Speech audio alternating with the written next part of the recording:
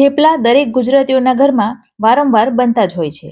પણ જો તમારા થેપલા કડક થતા હોય, ચવડ થતા હોય, ઠંડા થયા પછી ભખરા થઈને તૂટી જતા હોય, તો હવે એવું નહીં થાય. કારણ કે થેપલામાં આપણે એક સિક્રેટ વસ્તુ ઉમેરવાના છીએ. સાથે જ જોઈશું થેપલા સાથે ખવાતા દહીંની રેસીપી. ફ્રેન્ડ્સ, આવી અવનવી રેસીપીના વિડીયો જોવા માટે મારી ચેનલ ફૂડ વિથ ફાલ્ગુનીને તમે હજુ સુધી સબસ્ક્રાઇબ ન કરી હોય તો સબસ્ક્રાઇબ કરી દેજો. તો થેપલા બનાવવા માટે તાજી લીલી મેથીની ભાજી લેવાની.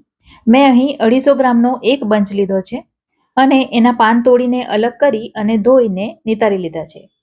ત્યાર પછી આ પ્રકારની ઝીણી સુધારી લેવાની અને સુધારેલી મેથીને આપણે કપથી માપીએ તો એ 2.5 કપ છે. અને જેમાં તમારે લોટ બાંધવો હોય એ જ વાસણમાં મેથીની ભાજી લઈ લેવાની. આટલું થઈ ગયા પછી આપણે ભાજીમાં મસાલા નથી કરવાના, પણ સૌથી પહેલાં એમાં લોટ ઉમેરી દઈશું. તો જે કપથી આપણે ભાજી માપી હતી એ જ કપના માપથી 3 કપ ઘઉંનો લોટ લઈશું. જે આપણે રોટલી બનાવવાના ઉપયોગમાં લઈએ છીએ એ જ લોટ લેવાનો અને એને પહેલાં ચાળી લઈએ. ત્યાર પછી અડધો કપ ચણાનો લોટ લઈશું અને એને પણ ચાળી લઈશું. ચણાનો લોટ ઉમેરવાથી થેપલાનો સ્વાદ ખૂબ જ સરસ આવે છે, એટલે ચણાનો લોટ અચૂક ઉમેરવાનો, પણ આના કરતાં વધારે નહીં ઉમેરવાનો. એટલે 3 કપ ઘઉંના લોટની સામે અડધો કપ ચણાનો લોટ લઈ શકાય. જો તમારે બાજરીનો લોટ ઉમેરવો હોય તો એ પણ ઉમેરી શકાય. તો બાજરીનો લોટ લેવાના હોય તો એ પણ અડધો કપ લેવાનો. તો મસાલા કરતાં પહેલાં લોટ અને ભાજી બંને મિક્સ કરી દેવાના, જેથી આપણને કેટલા મસાલા લેવા એનો અંદાજ આવે. હવે અહીં મેં 1 ટેબલસ્પૂન જેટલો ગોળ લીધો છે અને પહેલાં તો આપણે એને પાણીમાં પલાળી દઈશું. ખાંડ ઉમેરવા કરતાં ગોળ ઉમેરવાનો, એનાથી સ્વાદ પણ સારો આવે છે અને ગોળ વધારે ગુણકારી પણ હોય છે. અને તમે જેટલું ગળ્યું ખાતા હોય એ પ્રમાણે મીઠાશ વધતી ઓછી કરી લેવાની. હવે 1 ટીસ્પૂન મીઠું ઉમેરીશું. સાથે ઉમેરીશું 2 ટીસ્પૂન ધાણા જીરું. 1 ટીસ્પૂન ભરીને હળદર ઉમેરીશું. સાથે અડધી ટીસ્પૂન અજમાને હથેળીમાં લઈ મસળીને પછી ઉમેરી દેવાનો. અજમાથી થેપલા સ્વાદમાં પણ સરસ લાગે છે અને પચવામાં પણ હલકા રહે છે. અડધી ટીસ્પૂન હિંગ ઉમેરીશું. 1 ટીસ્પૂન જેટલી ઉમેરીશું લીલા મરચાંની પેસ્ટ. લીલો મસાલો તાજો વાટીને લેવાનો, જેથી સ્વાદ સરસ આવે. 1 ટીસ્પૂન ઉમેરીશું આદુ લસણની પેસ્ટ. અડધી ટીસ્પૂન ઉમેરીશું તીખું લાલ મરચું અને 1 ટીસ્પૂન ઉમેરીશું કાશ્મીરી લાલ મરચું. અડધા લીંબુનો રસ નીચવી લઈશું, જેથી ખટાશ અને મીઠાશ બંને બેલેન્સ થઈ જાય. હવે જે ગોળ પાણીમાં પલાળ્યો હતો એ ઓગળી ગયો છે, તો એ ઉમેરી દઈશું.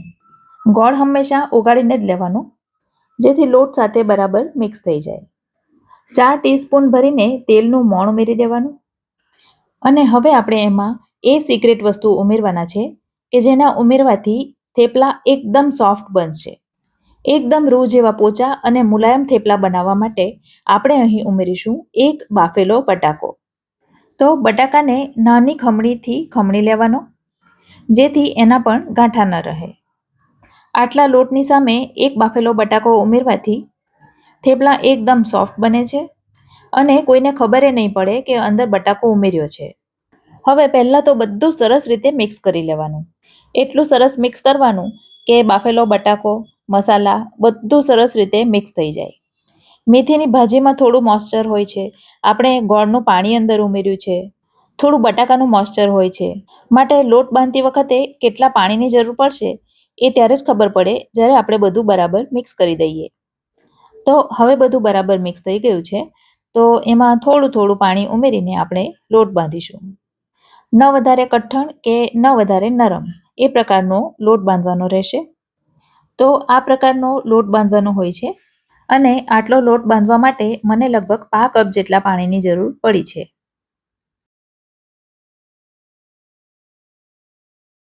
હવે થોડું તેલ લઈ એને લોટ ઉપર લગાવી દઈશું, જેથી લોટ સુકાઈ ન જાય અને વણતી વખતે પણ સરળતા રહે.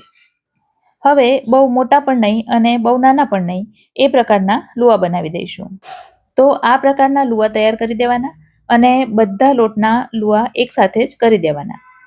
હવે થેપલાને વણીશું. તો વણવા માટે હું એક પ્લાસ્ટિકની શીટ લઈશ, જેથી કરીને પાટલી ઉપર થેપલા ચોંટે નહીં અને પાટલી ખરાબ ન થાય. હવે લુવો મૂકતા પહેલાં પ્લાસ્ટિક ઉપર થોડો લોટ સ્પ્રિંકલ કરી દેવાનો અને લુવા ઉપર પણ થોડો લોટ લઈ લેવાનો. અને જે રીતે આપણે રોટલી વણીએ છીએ બસ એ જ રીતે થેપલાને પણ વણી લેવાના. હું હંમેશા થેપલા વણવા માટે આ રીતના પ્લાસ્ટિકનો જ ઉપયોગ કરું છું અને મને એમાં ખૂબ જ સરળતા લાગે છે. તો આ પ્રકારનું રોટલી કરતાં થોડું જાડું એવું થેપલું વણી લેવાનું. એક બીજું થેપલું તમને વણીને બતાવી દઉં.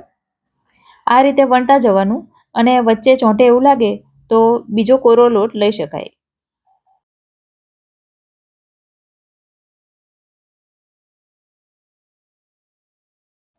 હવે આ તરફ તાવડીને ગરમ થવા માટે મૂકી દીધી છે અને એકદમ ગરમ થાય ત્યાર પછી જ એના ઉપર થેપલું મૂકવાનું અને ગેસની ફ્લેમ મીડિયમ કરતાં થોડી વધારે રાખવાની, કારણ કે જો ધીમા તાપે આપણે થેપલાને ચડવીએ તો એ કડક થઈ જાય છે. અને એક તરફ 10 થી 15 સેકન્ડ રાખી એને તરત જ ટર્ન કરી દેવાનું. ટર્ન કરીને થોડી વાર થાય એટલે એક તરફ તેલ લગાવી દેવાનું અને ફરી પાછું એને ફેરવી દેવાનું.